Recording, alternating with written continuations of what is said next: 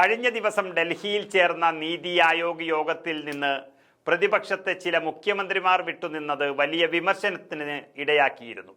കേരളത്തിന്റെ മുഖ്യമന്ത്രി പിണറായി വിജയൻ, ബംഗാൾ മുഖ്യമന്ത്രി മമതാ ബാനർജി തുടങ്ങിയവരാണ് നീതി യോഗത്തിൽ നിന്ന് വിട്ടുനിന്നത്.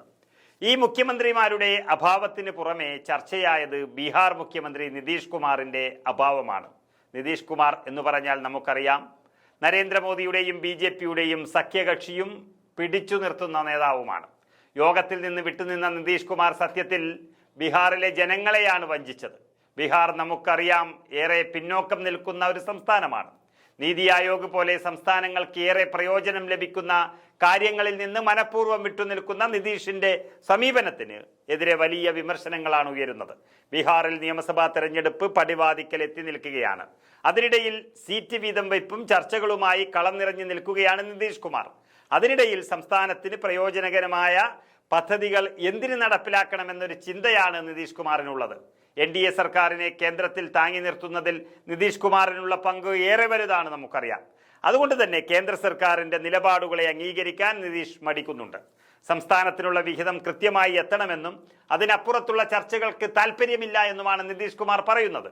അതേസമയം നീതി ആയോഗ് യോഗത്തിൽ നിന്ന് വിട്ടുനിന്ന നിതീഷ് കുമാറിനെ ബീഹാർ BJP നേതൃത്വം വിമർശിക്കുന്നു. നിയമസഭാ തെരഞ്ഞെടുപ്പ് അടുത്ത സാഹചര്യത്തിൽ വിമർശനത്തിന് ശക്തി കൂട്ടുവാൻ BJP ഭയക്കുന്നുണ്ടെന്നാണ് സത്യം.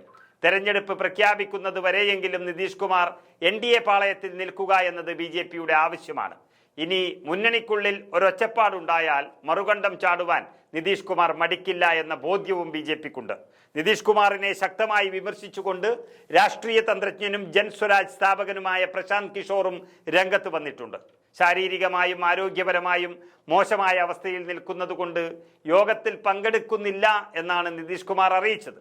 എന്നാൽ മറുവശത്ത് NDA മുഖ്യമന്ത്രിമാർ പങ്കെടുത്ത യോഗത്തിൽ നിറഞ്ഞു നിന്ന നിതീഷ് കുമാർ JDUവിന് കൂടുതൽ സീറ്റുകൾ വാങ്ങിയെടുക്കുന്നതിനാണ് ശ്രമിച്ചത്. ഇത് ബീഹാറിലെ ജനതയെ വഞ്ചിക്കുന്നതിന് തുല്യമാണെന്നും പ്രശാന്ത് കിഷോർ ആരോപിക്കുന്നു. അതിനിടെ നിതീഷ് കുമാർ പ്രതീക്ഷിച്ച രീതിയിൽ ഒരു സീറ്റ് വിഭജനമല്ല ബീഹാറിൽ നടക്കുന്നതെന്ന റിപ്പോർട്ടുകൾ പുറത്തു വരുന്നുണ്ട്. നിലവിൽ JDUവിനേക്കാൾ MLA-മാരുടെ എണ്ണം കൊണ്ട് സമ്പന്നമാണ് ബീഹാറിൽ BJP. അതുകൊണ്ട് സീറ്റ് വിഭജനത്തിൽ കടുംപിടുത്തം പാടില്ല എന്ന താക്കീത് നിതീഷ് കുമാറിന് BJP നൽകുകയും ചെയ്തിട്ടുണ്ട്. ഈ സാഹചര്യത്തിൽ JDU നേതാക്കന്മാരുടെ യോഗം വിളിച്ചിരിക്കുകയാണ് നിതീഷ് കുമാർ. ബീഹാറിലെ BJPയുമായി സംസാരിക്കുന്നതിന് പകരം കേന്ദ്ര നേതാക്കളുമായി മീറ്റിംഗിനാണ് താല്പര്യമെന്നും JDU അറിയിക്കുന്നു.